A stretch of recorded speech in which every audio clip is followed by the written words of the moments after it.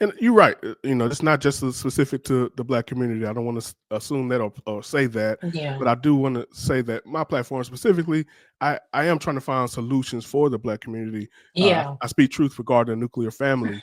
So, Absolutely. and with that in mind, I want to ask this: do you agree with me? Just yes or no, or you can elaborate if you want, that the Black Mhm. community is a matriarchy. Yes. Okay. Now, Hmm. with that in mind, and everything you said, I want to ask this: we have a dynamic of, yes, 80% of children, over 80% of children in the Black community are born out of wedlock. But then you Hmm. have some households, I would say like mine, that the one I grew up in, that the father is there, but he's just not a vocal leader or is not. There. So speak to that a little bit. Speak to that anger, like you said, it comes towards the mother when she has to step up in that type of dynamic. Yeah, you raise a good point. When there is a father that's physically present, but he's not emotionally, spiritually, or mentally there for their child, you might as well not even be in the home. Mm, Because again, that's going to be still that pressure and that unwavering need, it's going to be towards the mom all the time, right? yeah. And I think you raise a good point there, even in some two-parent homes, because I think people always look at single-parent homes and they definitely want to blame the single mom for the outcome or the consequences or whatever from their child. And I think that's very unfair because it takes two people to have a child. And there's a shared responsibility between the father and the mother. It just so happens that not all the time that some men decide they don't want to do it anymore, or and women do too. There are women that are doing that too, but we also know it's more prevalent that men depart or abandon their families more than women do. Yeah, no doubt about it. So I want to ask this. I want to transition a little bit. How comfortable are you with Got a discussing? cold. You got to go. Oh, it's all over. Sorry. It's all good. Sorry, y'all. I'm sorry. How comfortable are you going into what happened between you and your son? I'm very comfortable. I'm an open book. What you see on Okay, good. social media is who I am off social media. Social media is not a real place for me at 51 years old. Social media is utilized for me to build a platform and to build a community for people that don't want to share the truth like I do. So I have Mm, no problem whatsoever. I don't know where to start, but because it's been 20 years that I've been dealing with his behavior. So no doubt. I'll give you the cliff notes. His father and I were married for 10 years. We had a very toxic and tumultuous relationship.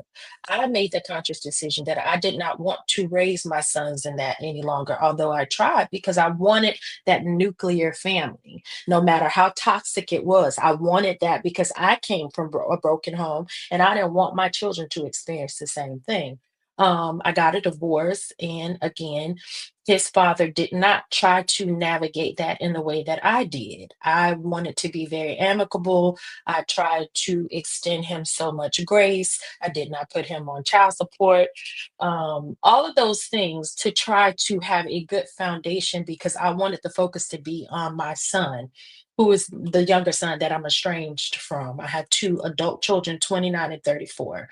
Um, and his dad would call, rile him up. So I started dealing with behavior issues very early on.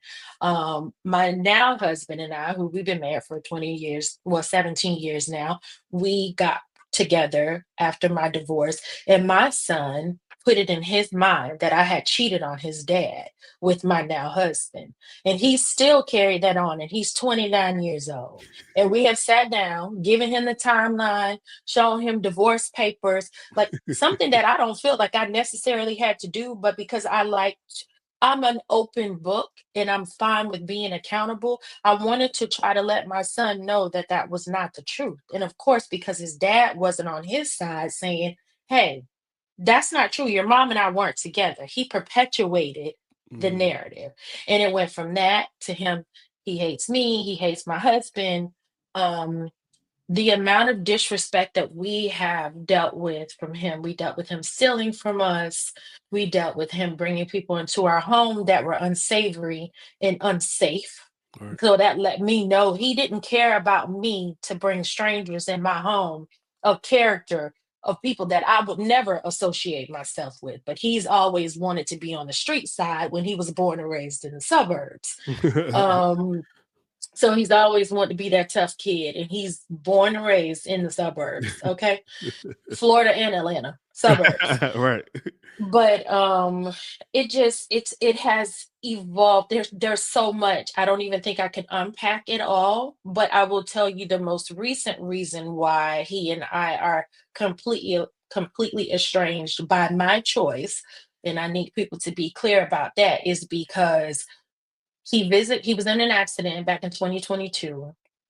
He suffered some extreme loss, and he has some disabilities as a result of it. I was by his side almost every day. In addition to, when he went that, I was diagnosed with cancer myself in Mm. 2022. So I went through all of these different things, while he was going through, and still trying to be there for him every day as well as he recovered. And um, I thought that he would come out of that situation being a different person. And when I say different, in a more humble, respectful, just grateful for life, not even for me per se. And he came out worse than he went in before. Anytime you tell my son something that he does not want to hear, he becomes very belligerent, very belittling. He's called me a whore. He said, F you, bitch. He's said nasty things about my husband, my son. He's been disrespectful to his grandparents when they won't give him what he wants, or he feels like they're taking my side because they don't indulge or engage. He told me, like I discussed with you before, that the only reason why I was at the hospital with him every single day was to watch him die, so I could, no, to pray that he dies, so I could collect an insurance check for him.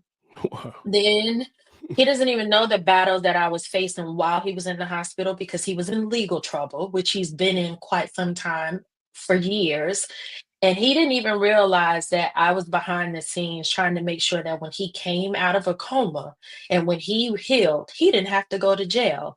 And that was by me not beating the hell out of one of his little disrespectful girlfriends who showed her ass in ICU Wow. one day when I arrived to come and see my son. And she had been up in there telling him, oh, his mom hasn't been to see him.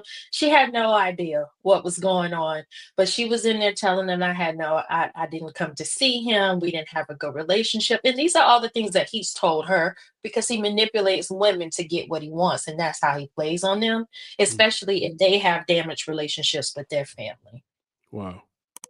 So those are just the cliff notes. I could go further, but Yeah. that's just what it is. And I recorded her being disrespectful to me in ICU instead of putting my hands on her, Mhm. so that I could send it to his attorney to get him off charges that she had falsely pressed against him.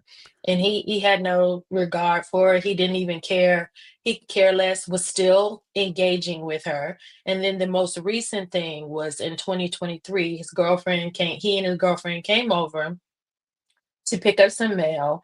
She may have spoken at the door when she came in the door, but I was sitting much further down the foyer in a family room. She came in. We were all sitting in the family room, but she wasn't. So I didn't even realize she was there. She was sitting in the kitchen.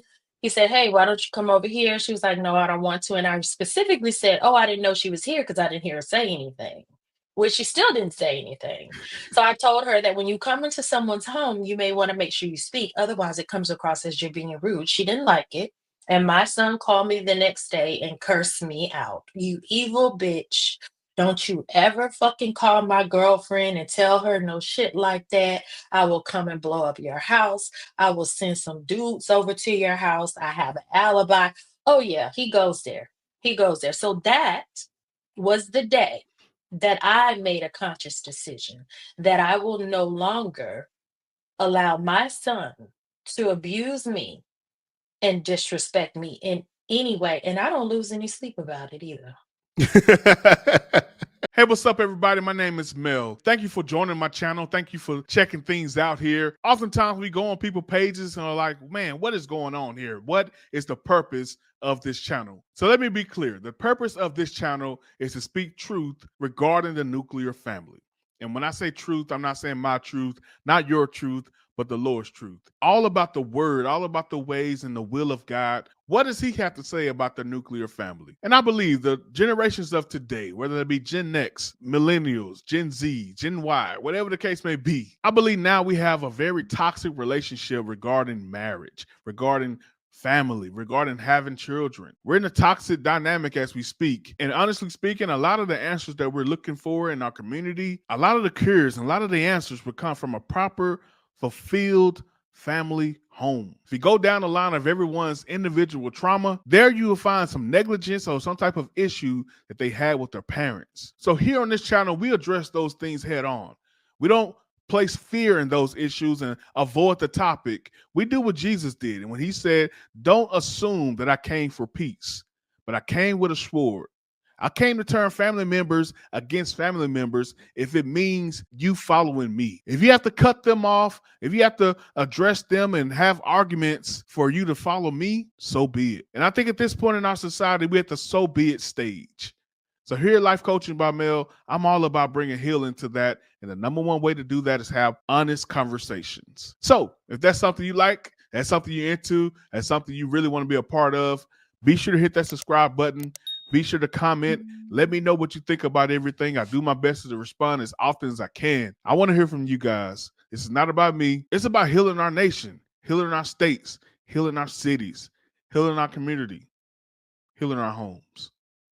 Love you guys. Take care. Let's go.